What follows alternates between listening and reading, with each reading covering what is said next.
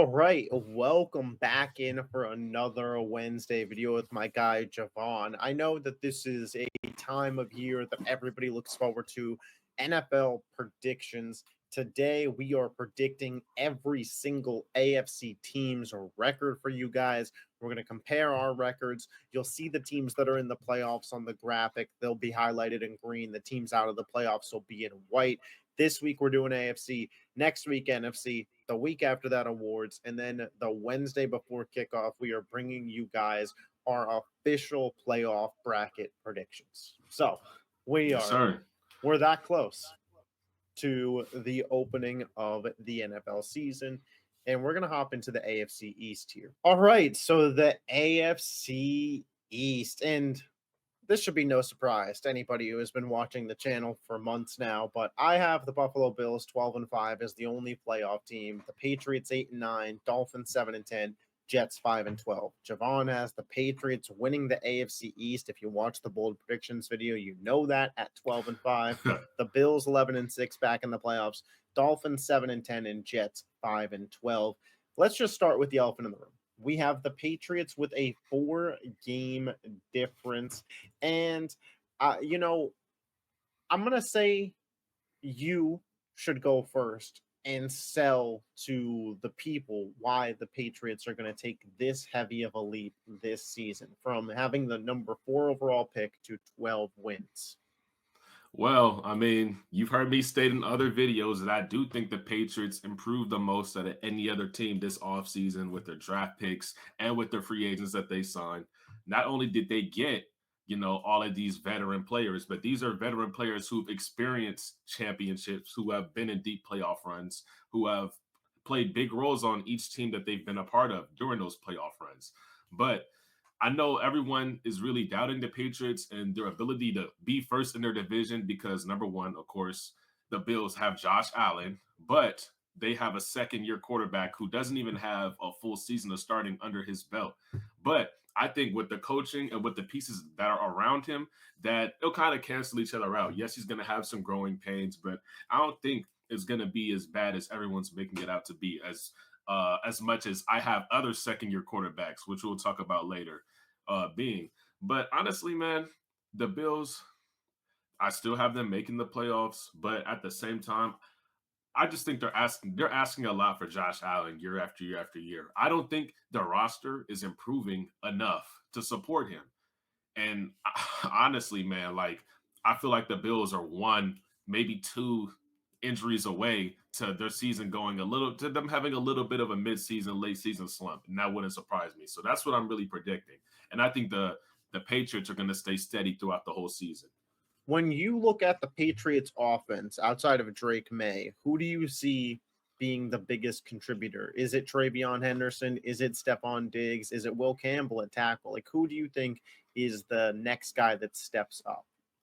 I mean, I know I said that depending on rookies in the past, isn't something that you should really be big on. But I do think Travion Henderson and Kyle Williams are going to make their presence known on this team 100%. Yeah, and I'm a big fan of the Patriots secondary. We talked about that a little bit last week as well. I think it could very well be a top 5 secondary in football. Christian Gonzalez has a case to be a top 5 corner. You pair him with Carlton Davis, who has been on the Buccaneers, was on the Lions last year, so has been a part of winning culture and good defenses. Jabril Peppers, Kyle Duggar. There are big pieces there. They added to the defensive line with Milton Williams, who obviously just played a pretty big role in the Eagles' Super Bowl victory. I think if the Patriots pull off even 10 wins and a playoff berth, let alone the 12 wins you have them projected, that Mike Vrabel will be a shoo-in for Coach of the Year. And when you think about where the Patriots started last year with Gerard Mayo and Jacoby Brissett as the head coach quarterback duo to open the season to this year, Mike Vrabel and Drake May, I think it's hard to deny that there's an upgrade there. I have them at 8-9. I have 2 big reasons for it. The first being the offensive line. Okay. I'm not sure that outside of Will Campbell, there is a guy on that offensive line that I trust, and Will Campbell is a rookie. You mentioned the Bills are going to be asking a lot out of Josh Allen. I think the Patriots, to get to the record you have them predicted, will also be asking a lot out of Drake May to create with where I have that offensive line ranked. Then pass rush. I love Milton Williams, but he did benefit from being on a stacked Eagles defensive line. Now, when I look at the Patriots defensive line, he's the best player on it, and they don't have premier edge rushers. Those are my big two concerns for New England: the ability to protect their QB and the ability to get after the opposing quarterback. However, Okay. there's a lot of mystery and unknown with New England, which I don't think. I think their ceiling is where you have them. I think they very well could be a surprise team. I believe they're favored in 11 of their games, something like that. They have a favorable schedule. Drake May obviously has Justin Herbert-esque comps. You have Travion Henderson, who through one preseason game looks pretty damn good. Yeah. Stephon Diggs and Kyle Williams could be a good wide receiver duo and a potential top 10 defense. I don't think it is impossible for New England to reach what you have put out for them. But for me, I tempered expectations a little bit and still had them doubling their win total. You have them tripling it. So Yeah. I know that Patriots fans might see my prediction and think I'm down on the Patriots. Compared to you, yes. In general, though, I have them doubling up the win total. And Um, look, this is really the only thing we really have a big difference on. I mean, we're basically a one game difference with the Bills, and we got the same record for the other two teams. So there's not really that big of a difference with the other teams in this division. It's just, I do think when we talk about the Patriots, I do think their game is going to be relying on the run and their defense. I don't think Drake May is going to have to be a Pro Bowl. If he plays at a Pro Bowl level, cool. That's better than everyone's going to be really expecting, especially in the AFC. But honestly, I think they're going to rely on their run game. Yes, their offensive line is going to have to take a leap. Their defensive line is going to have to, they're going to have to show up. But that secondary, I do believe that they can be a top 10 defense. And I think they can have a top 10 rushing attack as well. So, with that being said, that's my reasoning. Yeah, it's certainly possible. I want to talk a little bit about the other three teams here. Even though we feel similarly about them, I want to show them some love as well. The question that I have for you regarding Buffalo is, because we have them as a one game difference, but I do think perhaps we look at them different in terms of AFC contendership tier. I still have Buffalo in the top tier class of AFC teams, AFC contenders, and a top three team in that top tier with Kansas City, Buffalo, and Baltimore of teams that I would bet to win the Super Bowl out of the AFC.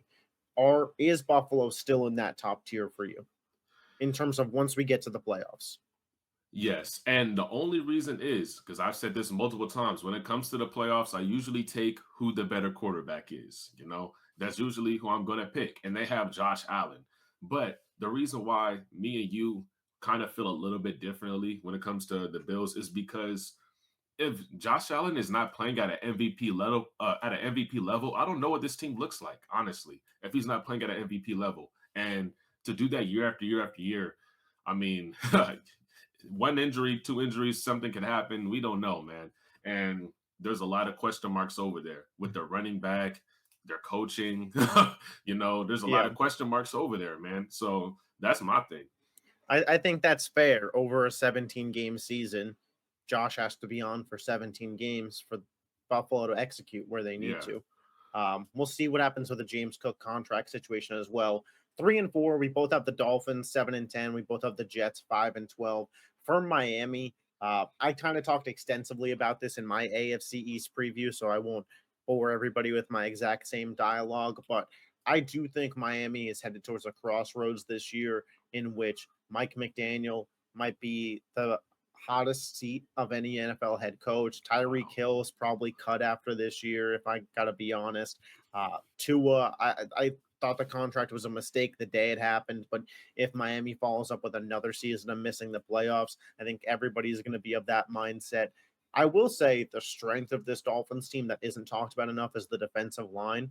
I really am a big fan of their unit if it could stay healthy. Bradley Chubb, Jalen Phillips, Chop Robinson, and Kenneth Grant. That is a really loaded Yeah. defensive line. So they're going to get after opposing quarterbacks. I actually think the strength of the team this year might be the defense, which when you think Miami, you do think the offense. But what do you think for the Dolphins? How did they end up at 7-10 for you? Was it based on, baking an injury for Tua? You don't believe in the offensive scheme anymore? Where are you at? Well, I don't think their defense is not going to be able to stop nobody. Maybe the run, but they're going to get thrown on a ton, man. And honestly, like I know it's when we talk about stuff like this, you're not supposed to predict injuries, but when their quarterback is literally Tua, you kind of have to pencil him in for at least missing 3 games. And it's not like almost every other team in the NFL where they have 2 or 3 quarterbacks on each roster who can kind of win you a game against a bad team. I don't trust the Dolphins quarterback room as well. And Tyreek Hill, and Tua, that chemistry there is already off. He said it in press conferences, and Tyreek Yeah, Hill's they've Tyreek been Hill. really weird. Yeah, I mean, their run game is going to be explosive if Achane can stay healthy, and he's looked pretty good and he's looked pretty decent in preseason as well. But honestly, like when it comes to the Dolphins, man, I don't even know what people are going to put their ceiling as. Like maybe their ceiling is 10, 11 wins, and I that's in think a perfect scenario. I think a key word you said is if, and I think there's just too many ifs on this team. If Tua stays healthy, if Yeah. AJ stays healthy, if Tyreek Hill keeps his head on right, if that offensive line with Teron Armstead retiring can block for Tua, if that secondary can surprise. There's just a lot of ifs for a Miami Dolphins team that even when we've seen them at their peak, they crumble in the biggest spots. Yeah. So that's where I'm at with them. The Jets at 5-12. The Jets were 5-12 last year as well. I think this is a very different 5-12. I think going forward after this year, clearing out GM, clearing out head coach, clearing out quarterback Aaron Rodgers, resetting the culture, resetting the foundation, bringing Aaron Glenn in. This 5-12 is a year where, the record's obviously not great, but I think Jets fans, if all goes according to plan, can go into 2026 believing in this team. The biggest question mark for me this year is whether or not Justin Fields will earn the right to be the team's quarterback in 2026. Yeah. Because if he plays to the level that I think his peak play is, they could be a sneaky wild card team. I like Garrett Wilson. I do think he is a top 15 talent at the position. Brees Hall and Braylon Allen's a good backfield. You have other weapons in Malachi Corley and Mason Taylor, who I'm excited to see them develop. In terms of tackle duos, Fashanu and Membu, Yeah. PFF has the Jets O-line ranked in the top 10. Like Fields is going to have protection this year. That defense we saw 2 years ago was the best defense in football. There's been some changes, but you still have Sauce, Quinnen Williams, Quincy Williams, and Aaron Glenn now comes into town, and he gets to get that defense right. Really, their range of outcomes is heavy based on our record predictions. I don't think either of us truly believe in Justin Fields as a franchise quarterback. But if we're wrong, the Jets could be a sneaky team. Yeah, I mean, the Jets, man, I feel like this season they just want to see who are we going to build? Who's going to be the future of this team? Who are we going to build this team around? They're going to really be looking out for stuff and details when it comes to that. Justin Fields, I feel like when it comes to this roster and the way it's constructed, I feel like the Jets offense is going to be a little bit one-dimensional. Like you mentioned, they have a pretty decent O-line. They have a pretty a pretty good backfield as well, man. Brees Hall isn't everything we expected Brees Hall to be, but he's pretty good. And Braylon Allen is young, but he's developing as well. Garrett Wilson, man, he's going to get targeted a ton because the wide receiver room really isn't that strong, if we're being honest.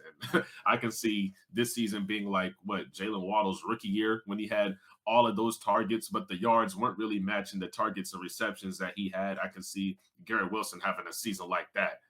But Yeah. Justin Fields, I mean, this offense is going to be a run first offense, if we're being honest. But Oh, I yeah. saw there's something that Mike Tomlin didn't see in him last year and he was winning games when it came to the Steelers, and he chose to go with Russell Wilson regardless of everything that was Yeah. happening.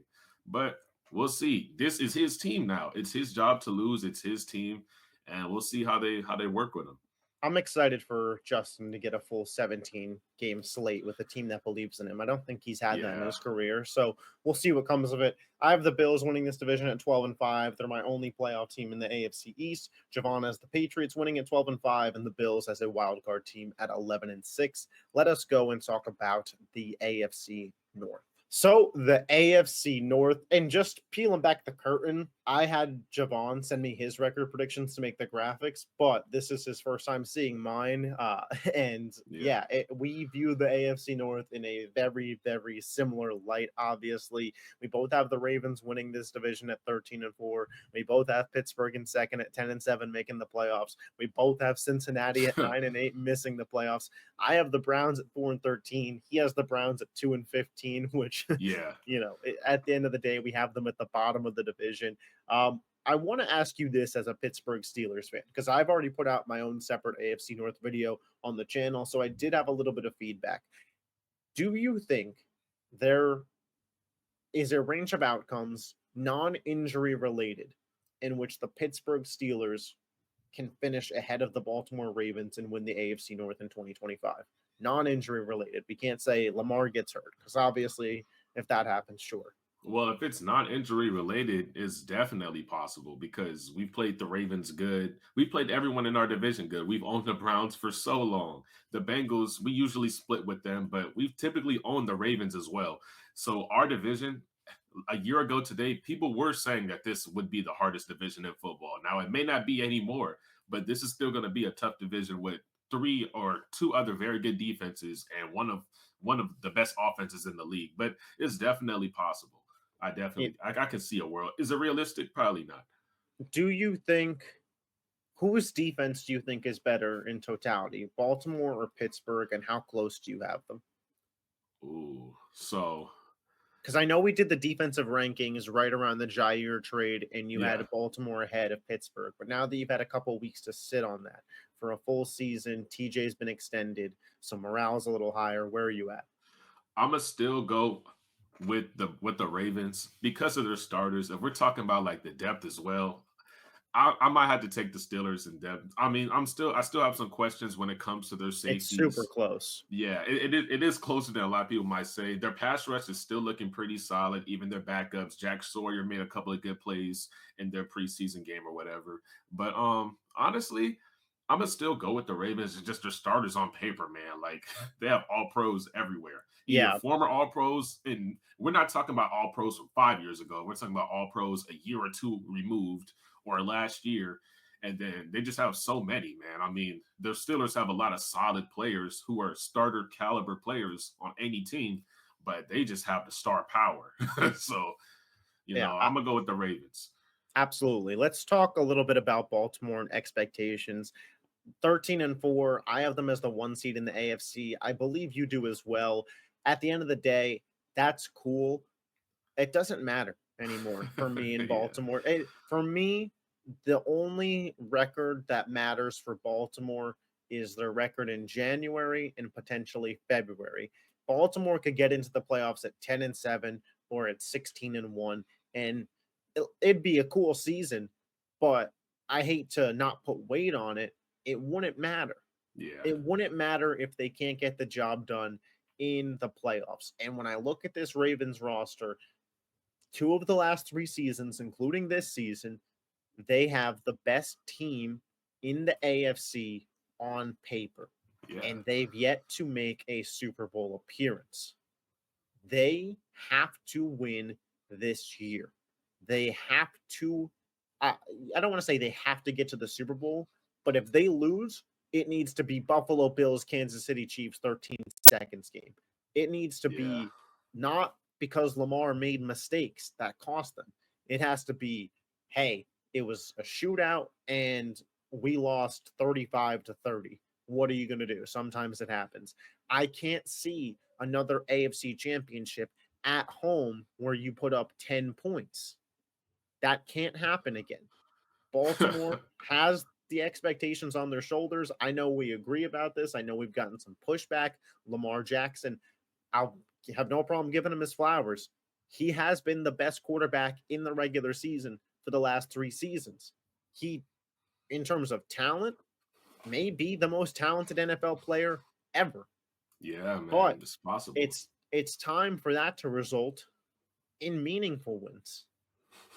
Hey, man, I don't know the exact stat for players winning multiple MVPs and not even having a Super Bowl appearance. I don't even know if that's happened, but honestly, I would have to Google it. But when it comes to the Ravens, man, they are the best.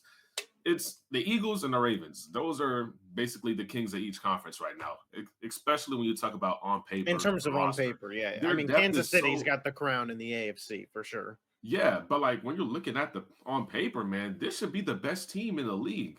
This should be the Super Bowl favorites right now. They have depth everywhere. Like this team can sustain injuries, getting banged up, unless it's to Lamar Jackson, of course. But man, Yeah. you talk about Rashad Bateman coming on. I think he had the most targets of his career last season or something like that. He was talking about how he's never seen this many targets as he did last season. He was just talking about that in an interview Yep. a couple of days ago. You talk about Zay Flowers. You still got your number one. You got your jump ball receiver and DeAndre Hopkins. You got a top three, at least at worst, running back in the league, Derrick Henry. And then you go Andrews and out. Likely, great tight Yeah. end duo. And Likely's banged up, but you still got Mark Andrews right now. Yeah. And the defense, man, I don't even need to talk about the defense like that. They have the best secondary in the NFL. And Mike Green looked like a monster in his preseason debut. So, I can't believe that the NFL let the Ravens get Malachi Starks and Mike Green. it's That to me, that this is how I felt last year when the NFL let the Eagles get Quinyon Mitchell and Cooper DeJean in rounds 1 and 2. When that hey, happened, I thought, how did we get my number 1 and number 2 corner on the board? it's not even fair, man. And I feel like they can make an impact like DeJean and Mitchell did. It looks like they will. Yeah. So the Ravens, they are the best team in the AFC, in my opinion, on paper, 100%. But like you said, does it really matter? No Yeah. one's really. The Ravens are just going to be a team. You're going to watch them because they have Lamar.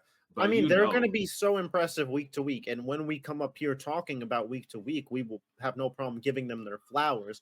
But at this point, this isn't what they play for. And I think if you ask Lamar Jackson, he would tell you that himself. I don't think what we're saying is hating at this point. I think the truth of the matter is the Ravens have ascended to a team that regular season wins are nice, but the expectation for themselves is playoff wins. Yeah, I mean, we could talk about the Ravens forever, Yeah. but you look at people were saying it was must win 2 or 3 years ago.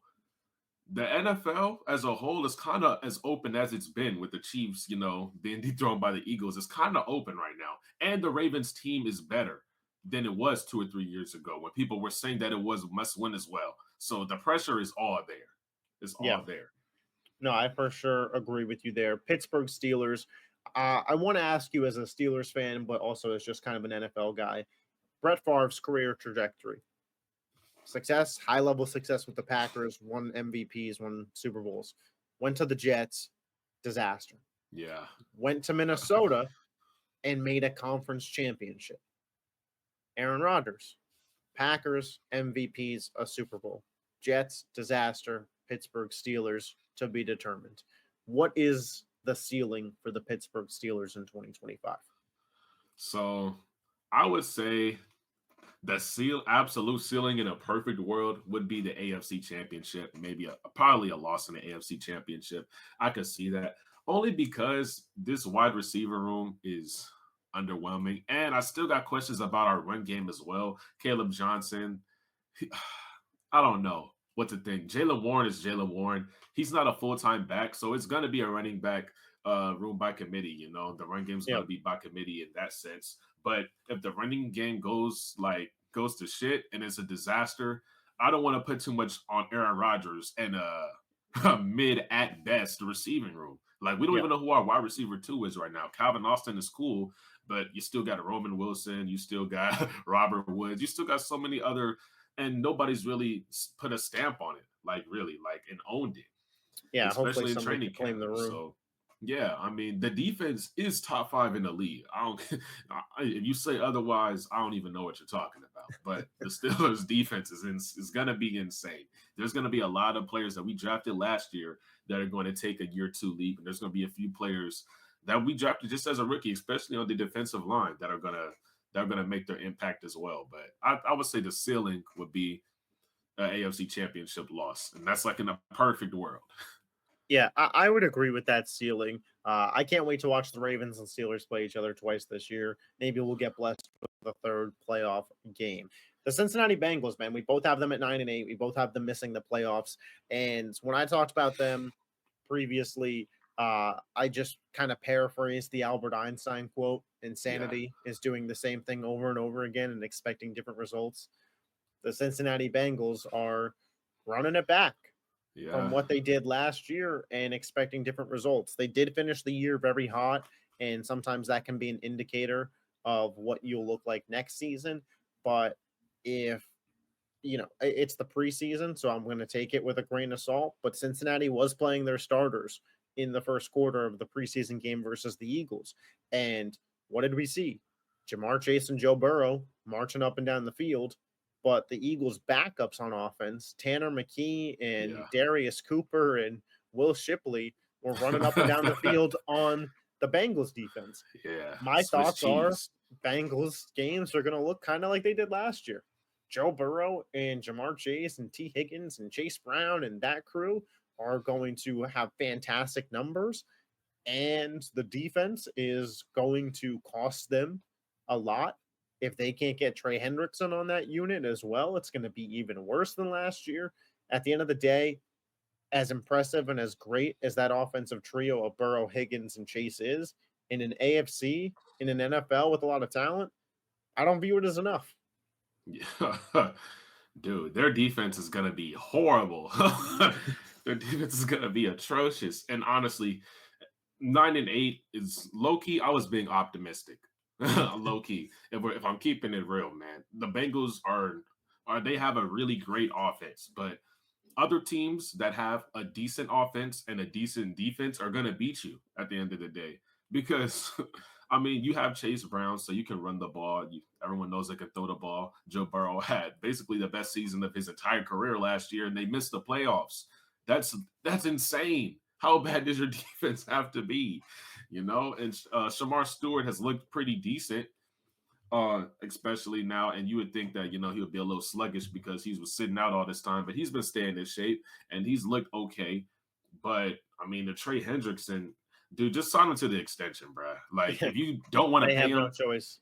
sign him to the extension and trade him for like a third round pick next year during the draft or something. But there's still free agents. There's still free agents left that you can sign to make a decent impact on this team too. Which A name that I want the Eagles to target after what I saw in that preseason game is a name that the Bengals look at: Asante Samuel Jr. yeah, just chilling in free agency, and Lord knows that secondary could use more than one body. But we could start there. Justin Simmons again. If you're not going to pay Trey Hendrickson, then maybe pay some of those guys to fill out a defense and bank on Shamar Stewart going forward. At some point, Hendrickson would have to play this year on the contract you have him at. So maybe that's why they're playing hardball there. The Cleveland Browns, I have them at 4-13. You have them at 2-15. Not too much different. We both have them being pretty bad, but we got to ask. My question for you is: what quarterback plays the most games for the Browns in 2025? the most games. Yep. Whew, Which that quarterback will and which quarterback should? I'll let you get and both off there. yeah, and honestly, I think everybody knows at this point that Shador Sanders is the best quarterback, but he is fourth. He is the QB4 on the roster. So, I mean, when you do some quick math, you're thinking if he somehow can work his way up the depth chart, maybe he can end up maxing out at 6 starts, maybe 7, maybe around half the season. But I mean, Joe Flacco is going to have to pay. He's going to have to play atrocious, which, as you can see, I'm predicting. Joe Yeah. Flacco is going to have to play atrocious, and then Dylan Gabriel is just going to have to. Even if Dylan Gabriel's mid, there's going to be enough noise around. Like, dude, just throw Shador in there and see what he's got. Yeah. And everyone's saying the owner wanted him drafted anyway in the 5th round. So I mean, it's going to be. I feel like Shador's going to end up starting the most games, but man, it's gonna be a quarterback carousel over there, dog. If I It's had gonna to be guess, horrible. we see somewhere between 7 and 10 games of Flacco, 2 to 4 games of Gabriel, 2 to 4 games of Shador. That's where I'm at. I'm Yeah. on record. I put out a video this past weekend after Shador's preseason game saying that the Browns would be best served to just start him from day one. Is he better than Joe Flacco is today? I don't know. Probably not. He's just Yeah. not as refined. Um, but in terms of what the Browns are going to be this year, I don't think anybody in that organization seriously thinks, hey, if Joe Flacco's at his peak, like we could make the playoffs. I don't even believe that, let alone win a Super Bowl, which is the ultimate goal. But in terms of what quarterback on your roster has the highest ceiling to potentially one day get you there, it's no doubt Shador Sanders, and I would let him develop. That's Yeah. where I'm at on this. But we both have the Ravens and Steelers, respectively, making the playoffs, the Bengals missing out, and the Browns as the worst in this division. Let's talk some AFC South football. All right, we got the AFC South up now. I have the Houston Texans walking away with this division at 11-6, the Jags at 7-10, Colts 6-11, Titans 5-12, JaVon has the Texans at 12-5, the Jaguars at 9-8, the Colts at 4-13, the Titans at 3-14. So we both have the Texans winning this division. I think the biggest thing that jumps off the page to me is the gap that you have between the Jaguars, Colts, and Titans, whereas I truly do believe those three teams could finish interchangeably. If Okay. you told me the Titans were second, the Colts three, the Jags four, I'd believe you. And same for whatever way you want to order them. So let's start there and then we'll circle back to Houston. Why do you have either so much confidence in the Jaguars or so little in the Colts and Titans? I don't know what led to your Okay. decision making. So I do have the Colts and Titans. They can very well be interchangeable. The Colts winning 3 games is kind of insane, but it wouldn't surprise me. When it comes to the Jags, I do think Trevor Lawrence is going to have his best year as a pro this year, not just because of Travis Hunter. I mean, as we saw in his first preseason game, Travis Hunter, he was good, but I mean, they're still going to figure out where his snap count is going to be. He played more snaps at wide receiver than DB. So I guess they're going to go with him primarily at wide receiver. I don't know, I think but so. yeah, I think Trevor Lawrence is going to be the reason why this team is going to be over 500 this year. I'm not saying they're going to be world beaters, but the division is weak. That's why I have the Texans winning 12 games. But yeah, I mean, the running back by committee, I expected to be way better than it was last year because ETN and Bigsby were not that good. But this year, I expect them to be pretty good, man. But The yeah, way I I look mean, at the Jags is a discount Bengals, where I think the really, offense will be fun, but the defense is going to be bad, and the offensive line might also be bad. hey, and that's possible, man. But I don't know. The Jags defense is not going to be. I don't think they're going to be Bengals bad. I'm not going to lie. They were pretty bad last year. They made some improvements, and we'll see. I believe they brought in Armstead. They brought in Jordan Lewis as well. So they brought in at least some NFL bodies, which may be more than you could say for the Bengals. At least the Yeah. Jags tried to go in the right direction. I the Colts is one that I thought that I was really low on the Colts at 6-11, and so to me, 4-13 is a little egregious. Yeah, Personally, I think the understandably. I think the Colts defense uh, could be a top 12 defense in football. I think he could sneak up to there. Latu, Buckner, Pay on that defensive line, Kenny Moore, Charvarius Ward, Bynum in the secondary, Zaire Franklin. They bring in Lou Anarumo, who was the defensive coordinator for the Bengals, but I don't think the defensive coordinator was the problem with the Bengals defense. I think it was the lack of talent that they had personally. And then when I look at the offense, with Jonathan Taylor, Tyler Warren, a top 15 offensive line, Pittman, Downs, Adonai Mitchell, even if Anthony Richardson so bad that you have to turn to Daniel Jones with Shane Steichen. I do think that the team's going to be competitive in a lot of football games. So I had them at 6-11 because I do think that it's possible that their quarterback play cost them at the end of games. But I also wouldn't be shocked if the Colts, who were 8-9 last year, worked their way back up to that 8 or 9 win total. Yeah, the Colts defense is solid. However, I don't think it's gonna matter that much. I can definitely see the Colts being one of the teams that, like, yeah, they're okay. Their defense was solid this year, but they lost 5 or 6 games by one score or less. Like, I can see the Colts having a storyline like that. And Daniel Jones, man, and that quarterback room is Yeah, yeah. bad. That's It is why bad. I pulled back on them compared to last year because Yeah, it is bad. Their defense is gonna keep them in games, but I can see them being kept in games with the defense, and they just lose a whole bunch of games by one score, and that's what I was really predicting, honestly. But yeah. yeah, I mean, for maybe, but I feel like if I would have had them at 5-12, like you'd have been like, oh, okay, I understand that. Like, you Yeah. know, I thought that my 6 win was low, and then I saw your 4, and I was like, maybe not. Titans, we kind of have in the same ballpark. yeah. I guess.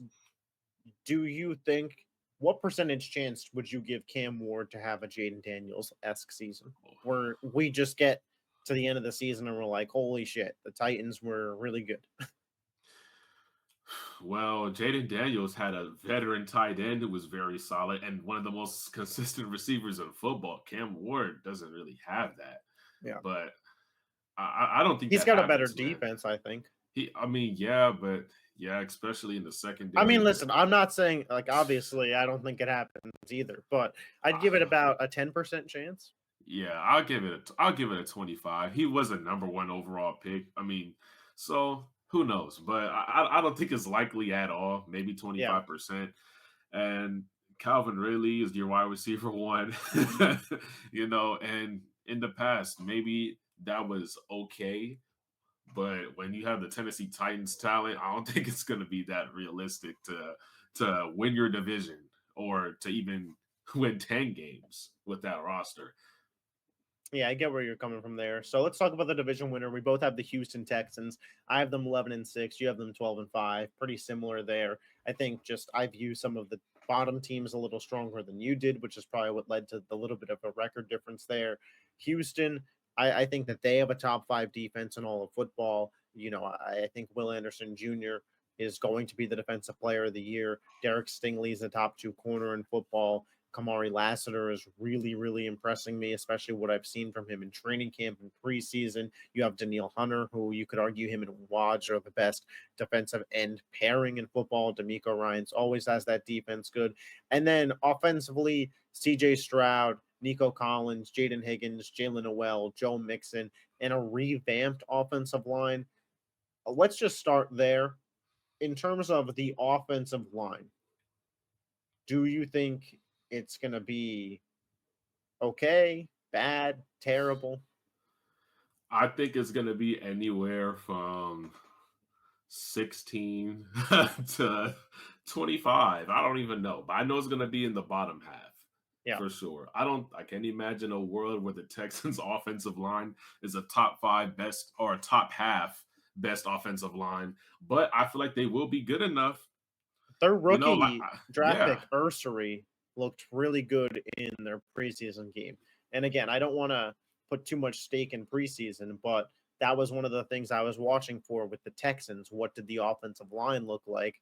And when their 5 presumed starters played for 5 snaps together against the yeah, Minnesota Vikings starting defense, which was one of the best in terms of pressuring the quarterback last year, they didn't give up a single pressure. And in the yeah. run game, they were able to, in that Nick Caley zone gap scheme run, open up some holes. So I think the Texans' offensive line might be better than we expect. I guess my question for Houston is we both have them winning this division for the 3rd year in a row, winning somewhere between 10 to 12 games. Do they take the leap?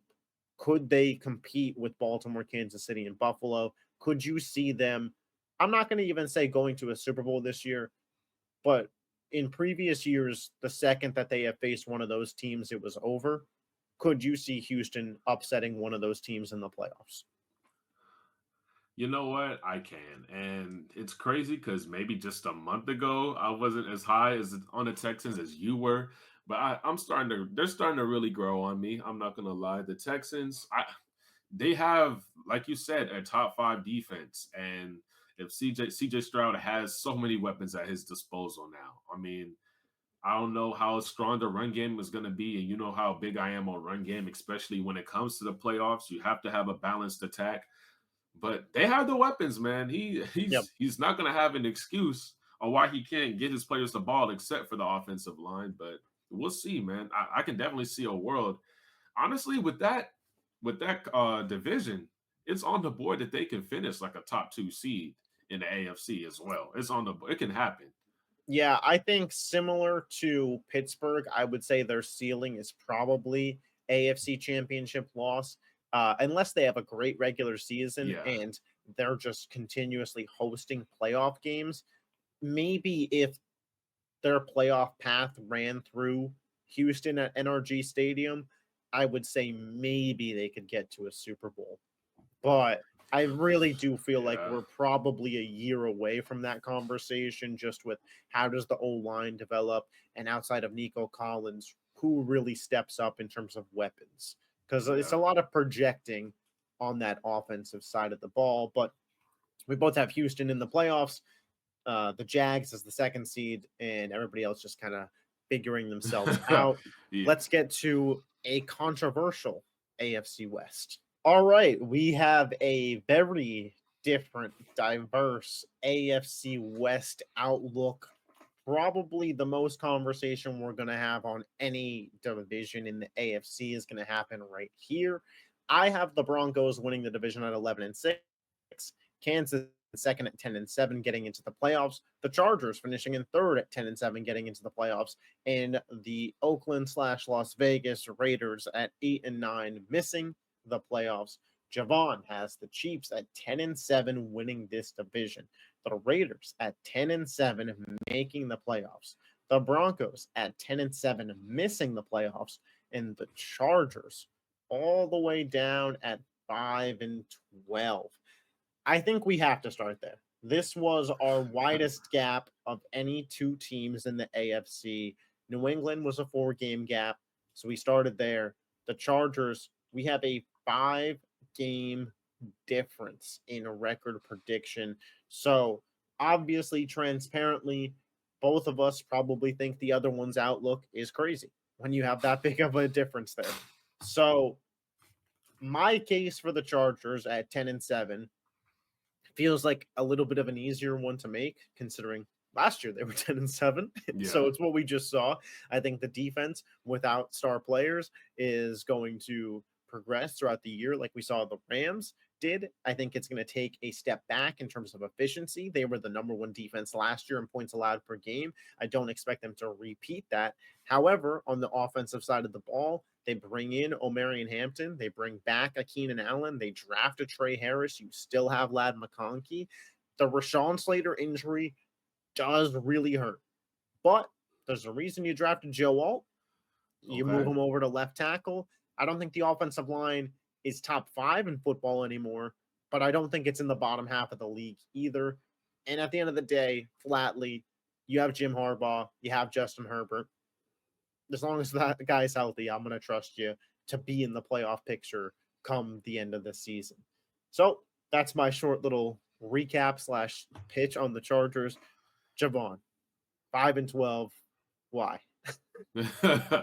Well, like I said before, with the Chargers, man, they're really depending on their incoming rookies a lot. I know I said another team previously in the video that's going to lean big on the rookies. I don't think the Chargers. I can see the Chargers taking a step back. I do think the Chargers they lost some star power this offseason, man. I don't like I said before, I don't believe in Justin Herbert as much as everyone else believes. Yes, he passes the eye test, but I just I don't see him winning close games, especially in this division. Everybody wants to brag and talk about the coaching on the Chargers, but like My guy, the coaching in this division might be the best coaching in football, dude. This is a Remember loaded, my loaded division. division. Loaded Yeah, division. like come on now. Look at the coaches in this division. Sean Payton, Andy Reid, Jim Harbaugh, Pete Carroll. Like man. And the other three teams, I do have a little bit pretty balanced out. They all have the exact same record, Yep. but like when I'm very high on the Raiders this year, and I had to pick one team that was going to take a step back, and I have that being the Chargers. I can definitely see the Chargers not winning, maybe winning one or two games in the division. I see a world where the Chargers. It sounds crazy. I see a world where the Chargers only can win one game in their division throughout the whole season. I see a world where that happens. And I don't think the Chargers, especially on defense, are going to be as good as everybody thinks they're going to be. They're going to get ran on a lot. I want to say for anybody who thinks that the Chargers going 1-5 in the division is a very crazy take, which I don't agree with it. Last year, the Packers were 1-5 in the NFC North. So, if I told you that after having seen the Packers season, I'm not sure you would think that. However, they were 1-5 in their division. So the Chargers could go that way. You mentioned that they lost some players on the defense. Fulton, they lost. Bosa, they lost. Puna Ford, they lost. The defensive line had some massive turnover there. Feels like a lot of dependency on Khalil Mack potentially going into this year as your main generator of a pass rush. And ultimately, I think the biggest thing that it comes down to is belief in Justin Herbert, man. And yeah, ultimately, we haven't seen it in the playoffs. We've seen it in some instances in the regular season. And I think regardless of whether I'm right or you're right, this is a big year for Herbert. Yeah. Hey, man. The Chargers. Because now they're playing a second place schedule. Yeah, their defense is going to be underwhelming. I'm telling you that now. And like I've said before, when I look at the Chargers last year compared to this year, I don't think there's that big of a difference. Especially with the loss of their starting left tackle, you can argue this team may be a little bit worse as a complete team than it was last year. You can argue that. That's just my opinion. I think the Chargers are going to take a step back. Yeah. So when the division getting better and a tougher schedule, and Justin Herbert being in more high pressure situations, JaVon has the Chargers making a pretty big fall. Teams happen. 49ers last year, they went from in the Super Bowl to 6 wins. So, hey, man, I do got one more question for you. One question for you. You see where I have the Raiders. Which one do you think is more likely? That the Chargers win 5 games or that the Raiders make the playoffs? I think it's more likely the Raiders make the playoffs. We could talk about the Raiders. I have them at 8-9. You have them at 10-7. And for me, my justification of the Raiders at 8-9 is pretty simple. I think they're in the toughest division in the AFC. I think if I put the Raiders and swapped them with any of the AFC South teams, they're a playoff team. I think if I swap the Raiders and of the AFC East teams, they're a playoff team. I think the Raiders, if I swapped them with Cincinnati, would have a better shot of getting to the playoffs than the Bengals do. Ultimately, my thought process on the Raiders really isn't that I don't like the team. It's just the dogfight of a division, man. In terms of quarterbacks, personally, I think that they have the worst quarterback in the division. I know that we could have a debate about Geno Smith versus Bo Nix, and I'm happy to have it if somebody wants to in the comment section. But for me, listen, Bo Nix last year had the same amount of winning success in the playoffs that Geno had his whole career. So that's where I'm at on that. Their defense, I think, for me, is the worst in the division. Obviously, I don't know what the hell went on with Christian Wilkins, but he won't be there. I know that. Secondary has some turnover. They have guys like Jeremy Chin and Eric Stokes, but you lose guys like Jack Jones, Robert Spillane, Christian Wilkins won't be there, like I mentioned. It's just a lot of turnover. We'll see. That's why they brought in Pete Carroll, right? Pete Carroll, generally a guy who elevates defenses. I think offensively, they're going to be a top 15 offense in football. And like I said, I think Gino's the fourth best QB in this division, but I think Okay. Gino can sling the rock. I think Gino's mobile. Brock Bowers, Ashton Genty, Batch, Jacoby Myers. Like there's pieces there that I think it'll be a really, really fun offense. And I think in your red zone quad box at 4 o'clock, they're going to have some fun games. Yeah. Hey, man. People are sleeping on the Raiders. The Raiders, their culture has done a complete 180 in the course of 1 year, in my opinion. So their team this season, their defense is going to be better than a lot of people think, just strictly because of coaching. I know the coaching in the division is amazing as it is, and I kind of just said the opposite for the Chargers. But I've seen Pete Carroll and completely change around the Seattle Seahawks and their identity to a defensive-minded run-first team. And I believe I'm not comparing them to the Legion of Boom at all, or I'm not Yeah. comparing Genty to Marshawn Lynch, but I see some similarities there, man. The Raiders are going to be able to I stop mean, the I run think really Genty could well. finish the year as a top 5 QB. I do, or top 5 running back, excuse me. I think Ashton Genty could be a top 5 running back by year's end. He was that good in Yeah, college. and I think the Raiders can finish the season as the number one rushing team with him and Mostert. They can definitely finish as the number one rushing team. Their line is, the line is a little It's patchy, going to be but tough to get anywhere close to Baltimore, but they could finish top 5. you know what? It depends on how much they ask out of Geno Smith. I don't know that yet. If they're I mean, asking look, him to, the Lamar's like if you're counting Lamar's rushing yards, yeah, I think that it's is almost true. impossible to catch Baltimore. But in terms of rushing yards from the running back room, I hear you Yeah. there. I think, ironically, with the season that I know we talked about the Ravens already, but I think they're going to ask Lamar to throw the ball more this year. I think they are, but we'll see. And we already talked about the Ravens, but back to the Raiders. Their defense. I feel like Pete Carroll is going to elevate the play of the Raiders defense. I don't think when it comes to run defense, I don't think there's going to be too many teams that can run the ball, especially in this division on the Raiders. Yeah. I'm just being honest. Even with the loss of Wilkins, I know it sounds crazy, even with the loss of Wilkins, whatever freaked out reason or whatever the rumors are, but there's not going to be too many teams that can successfully run the ball on the Raiders. And I think Pete Carroll is going to make sure of that. And I Yeah. do think the teams, if you've noticed the trend with the way I pick my teams, the teams that are able to stop the run and run the ball the best, I think have the highest chance of making the playoffs. When you can make a team win them, there's not that many amazing quarterbacks. There's 3 amazing quarterbacks in the AFC. After that, you can limit a lot of all the other quarterbacks. You can limit them to a certain extent. You look at this division outside of Pat Mahomes, Justin Herbert has Yeah, proven that he we can could melt tell under your pressure. we could tell your thoughts on Justin Herbert. Yeah, he's proven that he can melt under pressure. Bo Nix, I'm predicting he's going to be mid this year. He's not going to be a mid. We'll get to the Broncos, but he's going to be. I can see him having Justin Herbert trajectory where he has a couple of seasons where when is he going to get better? He starts off pretty solid, almost great as rookie year because of the expectations that people had on him. But then in the following seasons, we're looking at him like, okay, when is he going to get better? you Yeah. know, and I can see that happening.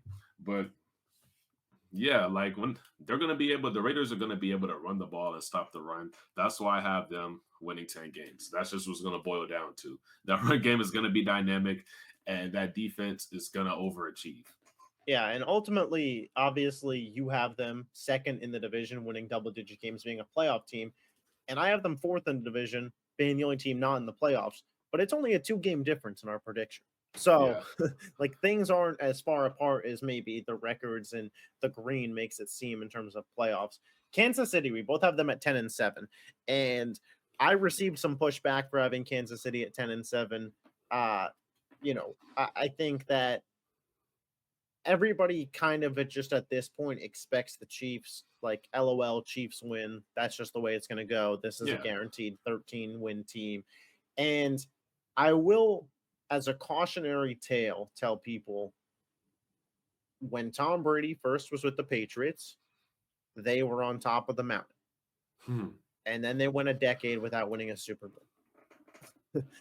And Man. Tom Brady benefited from being in an AFC East that sucked. This division doesn't suck. And when I look at the Rashi Rice suspension, Travis Kelsey another year older, Pacheco never really got back to what he once was, an offensive line that struggled and moved on from Joe Tooney. Yes, they added in Josh Simmons, but I don't know. That felt more of a neutral lateral move to get better tackles and willing to sacrifice at guard. I don't see why the offense would be any more dynamic than they were last year. Hollywood Brown's already dealing with an ankle injury. So when I look at this Chiefs team that was 11-1 in one score games last year and is virtually running it back being the same team from last year with some guys a little bit older and then a kind of a lateral shift in talent, whereas you also have to develop a left tackle in Josh Simmons, who we'll see. I'm sure Yeah. mistakes will be made at some point on his end. The defense is still good, don't get me wrong, but I wouldn't say it's better than last year's unit. I'd say it's the same. And again, they were in a lot of one score games last year. The pendulum of going 11-1 in one score games is naturally just going to shift. And Yeah. even if Kansas City last year was 7-4 in one score games, then they're an 11-12 win team. I just have them here with the division getting better and one score games coming back down to earth.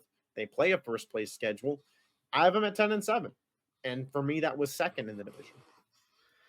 And listen, as long as the Chiefs make the playoffs, who cares where they finish at? Because then Oh, when, yeah. yeah. So it's not like we're saying the Chiefs aren't going to make the playoffs. It's not like we're saying the Chiefs aren't going to make the Super Bowl. I know it's a little bit early for those predictions, but it's not like we're saying anything like Patrick Mahomes isn't great. It's not going to be great anymore. The Chiefs are still, when they make the playoffs, they're still going to be a force to be reckoned with. But like Dylan said, their division is significantly harder. And their defense gets a little bit worse, and worse and worse every single year. Like they lose a big piece every single year on defense. Their run Justin game, Reed. yeah, their run game, we don't know what it's gonna be. The last a year or two, it's gotten significantly better. Like everyone thought. I mean, I don't know how many times they're gonna revitalize Kareem Hunt, but but Pacheco was banged up. Like you said, he never got back to himself. There's always injuries or issues in that wide receiver room. Patrick Mahomes can never have consistent weapons besides the rookie or the James Worthy. I almost said James Worthy. Besides Xavier Worthy, you know, he's never really had a consistent wide receiver room for the last year or two. There's always someone's banged up, someone's coming back. Oh, this person's back. Now we're all healthy for playoffs, but we're not. We're missing. Running back is banged up. Like, it's always some issues going on there. Travis Kelsey is. People think this might be his last year. Who knows how much he has left in the tank? But I'm pretty sure last year he did not look he did not look like himself. I No. drafted him in the third round in fantasy, and that failed me. Yeah, Travis Kelsey But definitely took a step back, and I don't think it's reasonable to expect him to go back to where he was another year older. Again, like the Chiefs' offense is going to look like what it was last year, and I think yeah, because they made the Super Bowl, we all kind of forgot that during the regular season, it was an unimpressive offense. That at the end of games, you have Patrick Mahomes, you're in one-score games, you're going to win more than you lose, but the rate that they were at of 11-1 was almost unrepeatable. So, yeah. that's why I have them taking a step back here. 5 games obviously is a significant step back, but first place schedule, better AFC. Obviously, everything on paper, we're not baking in injuries, and this division's loaded. And look, man, if somehow the Chiefs can mess around and win 14 or 15 games again, I promise you I'll never doubt the Chiefs again, bro. I Yeah, promise. I, Never. I I, don't I care. I I said don't care. I said in my video it might just be my turn to be the media guy that falls for it. This is the Chiefs fallback year, and it Dude, just never comes. if they mess around and win 15 games again, I will never doubt them again. As long as Andy Reid and Mahomes are together, I'll pencil them in for a Super Bowl and a 14-win season every year. And whenever you guys call me I'm crazy, I'll just revert back to this video. Yeah, But we'll see. that's fair. So I have the Broncos winning this division at 11-6. You have them at 10-7, missing the playoffs. So again, a one-game difference. Um, why do I have the Broncos winning the division is something that people may be asking. They don't have the best quarterback in the division. I wouldn't say that. They don't have the best weapons room in the division. I wouldn't say that either. What do they have? They have the best offensive line in the division, especially now with the Rashawn Slater injury. I don't think that's disputable. Okay. I thought they had the best offensive line in the division before that. I think now, especially with the Slater injury, you can't dispute that. They have, in my estimation, by far the best defense in this division. Yeah. You have the number one sack leading unit last year, Bonito, Allen, etc. You have the reigning defensive player of the year, Pat Surtain. You went out and brought in Hufanga, Greenlaw from the 49ers, who were massive impact players on the defense that led them to a Super Bowl appearance 2 years ago. And you drafted what may already be, in my estimation, a top 5 nickel in this league in Jahdae Barron. The defense is going to be smothering. And you talk about Kansas City. Yes, Mahomes is excellent. Those weapons are going to have a tough time against this Broncos defense. We talk about the Chargers. I love Lad McConkey as much as the next guy. Keenan Allen's a little old, and then you got rookies and Herbert with extra pressure against him with not a Rashawn Slater. It's going to be smothering. The Raiders with that offensive line, and you get Pat Surtain on Jacoby Myers, Yeah. it's going to be a struggle. The Broncos, every team they face is going to be in a dogfight. And when it comes to how many points the Broncos need to put up to win games, it's going to be lower than the rest of the league.